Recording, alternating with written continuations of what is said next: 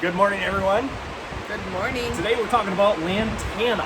And if you can't hear, we're having an ice storm. Yeah, it's raining, so we gotta talk really loud because it gets loud in the greenhouses, sometimes deafening, so hopefully you can hear us well. But today we're gonna be talking about deer-resistant Lantana. So this beautiful flower is a full sun loving flower, perennial down in the south. They have lantana like weeds. They do. So we love it up here in the north country. But like, yeah, that grows all over the place. So, but it's very popular with our customers because they're deer resistant. So we have a lot of deer around here. we have a lot. We're in the north woods of Wisconsin. And it's not that the deer will never ever touch your lantanas. They're just more resistant than other plants. They don't like they kind of have this like fuzziness and kind of prickliness to the leaves, and they don't like that. There's a toxicity to it. And there's a scent. They smell really good. Yeah. So, do you have problems with deer in your yard, or you might be in the suburbs, you might even be in the city, and it doesn't matter anymore. Like they're starting to be everywhere. Yeah. We're in a little town. We're right in town, but we have about 15 deer come through our yard all the time. So warning, if you're passing our place at night, go slow. Go slow. We're normally watching out the window like, go, go, go, go, go. And the bear runs through every once in a while, and coyote. So we got it all. But look at how beautiful those colors are. And there's a lot of different colors. So what do you have? I've got the yellow, so this is a nice, vibrant, bright yellow. And this series is the Bandana. Okay, and mine's the Bandalista. Okay. And there's trailing ones, there's mounding ones, there's different characteristics of each one. So you really have to take a look at that tag to see, what is the height? Does it spread? Does it just get really tall? There is quite a variety. I believe the yellow gets really tall. So you do have to read that tag to make sure that you have what's going to work for you. So I want to show you this. Do you see how cute these are? Don't they look really kind of similar?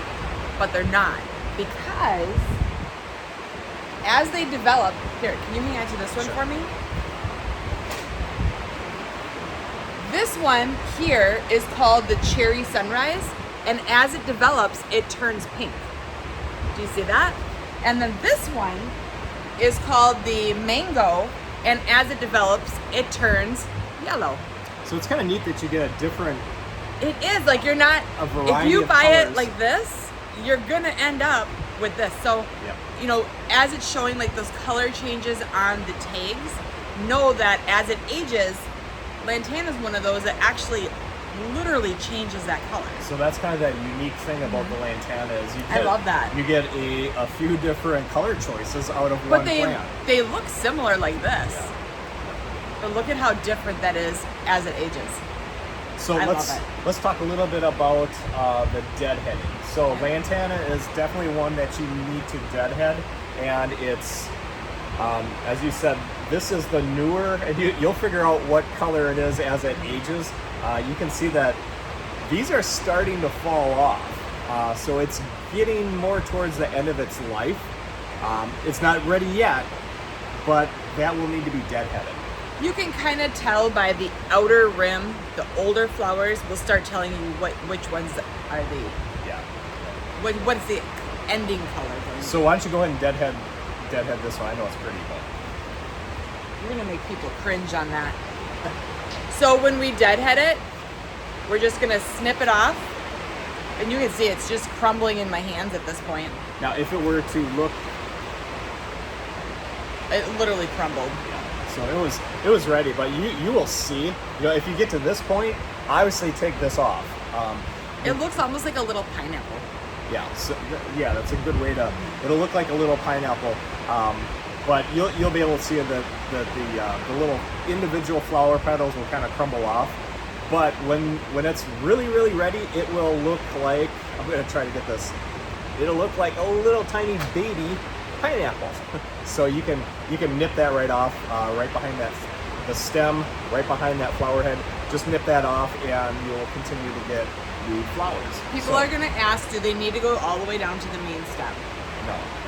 So again, just showing that we went right behind that little pineapple. There's just a little bit of stem with it, so that's all you need to do. And that's going to cause them to push more energy into the next set of blooms, and it cleans up that plant and it helps it be more regular as far as consistent blooming instead of that blooming, stopping. So I want to show what a new set of buds look like. You can see right here. It's got just a little bit of color ready to pop. Yeah, so don't take that off. That's going to be a brand new flower. And you can see on this one, this is just starting its cycle, so don't take those off. But you will be able to tell once it starts kind of crumbling and falling off. Go ahead and take those off. As it starts blooming more and more and you see a lot more blooms on it, it's very easy to distinguish it. Yep. When it's little and you're looking at like 2 blooms, it's but definitely look for those little pineapples all over. If you haven't cleaned them up in a while, go through and then deadhead those little pineapples and clean that off. So what's the care on them? So they are a full sun. Think of like that southern sun. They can handle some heat. They're very durable. So watch your watering. I see that these in the greenhouses they do drink quite a bit. So that's one. They don't like to sit wet.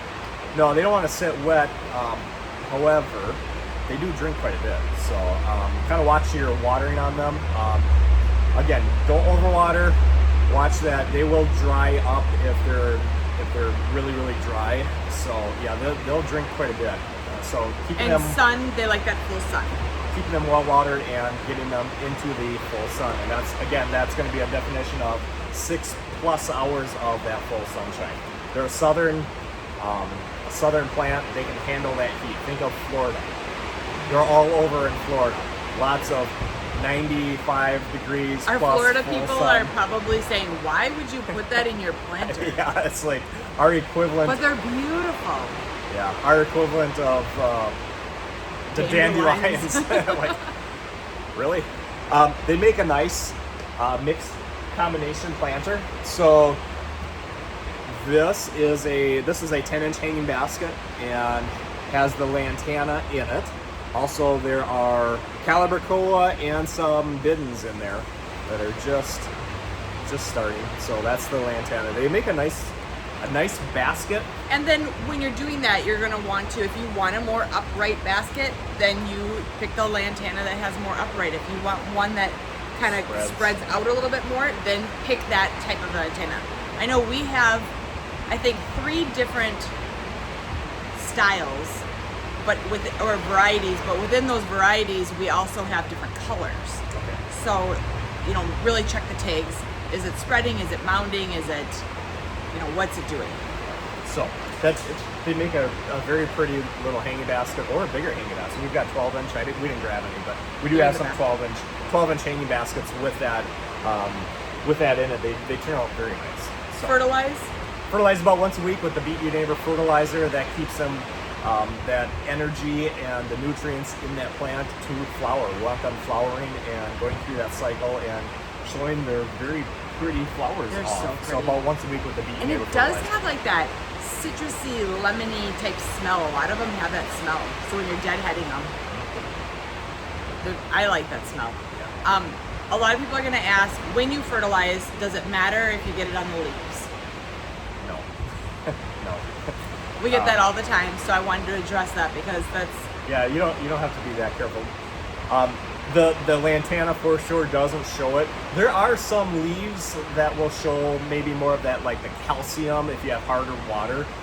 There are certain, I'm thinking of like geraniums will show that, the begonias will show that. But the Lantana we normally don't see that. Lantana we have no problem, but usually that's like the hard water, so those calcium deposits will spot on the leaves. It doesn't hurt them, it's just, to some people it's unsightly. So if that's the case, then go ahead and make sure that when you're watering or fertilizing, that you're really trying to get in towards the soil and not so much on the plant.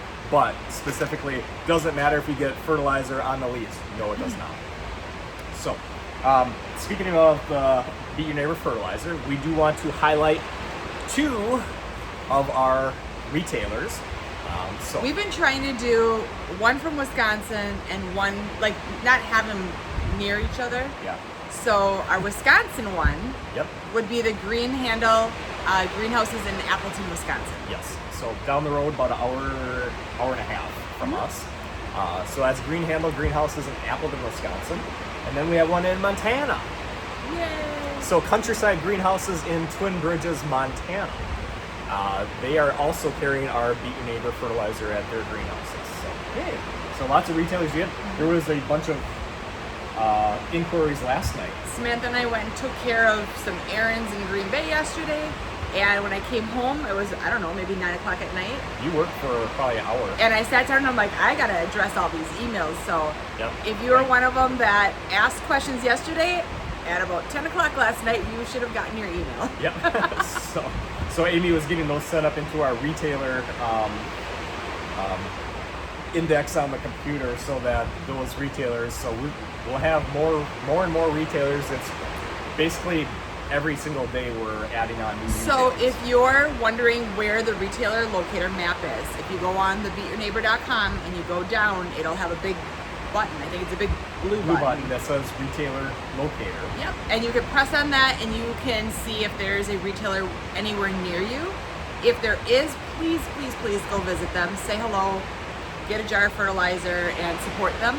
If there's not, you can go up to the shop now and we can deliver it to 48 states. Yep, so we can deliver right to your door also. So, but yeah, certainly we want to shop with those small businesses that are supporting us. So yeah, again, that retailer locator, that will tell you, because people are like, hey, do you have somebody in Twin Bridges, Montana? You can click on that retailer locator, look at the map, oh, I live here. And then you can see who's there. Yep. And always call them if you're traveling from a distance. Always call that store. So some greenhouses aren't open yet. Right. A lot of them are opening. Or if they sold out and they haven't reordered, Yeah.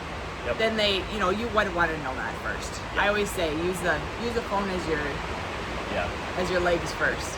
Yeah. Very good. Alrighty. Have a great day. So comment down below whether you have deer in your yard and whether that's a problem, because there's more deer resistant plants that are within the greenhouse, and we'll be talking about them. There's no plant that is 100% deer resistant, because even if it's an artificial plant, they may pull it out. Yeah. So, tell us what's your experience with them. What do you fight with? What's worked for you? What plants have worked for you when you're trying to combat the deer in your yard? Because they're really fun to watch. Yeah, but if you feed them, then you create a habit, and pretty soon they're munching on your flowers. So, but then Lantana is, I'm going to say that's our best flower that we have.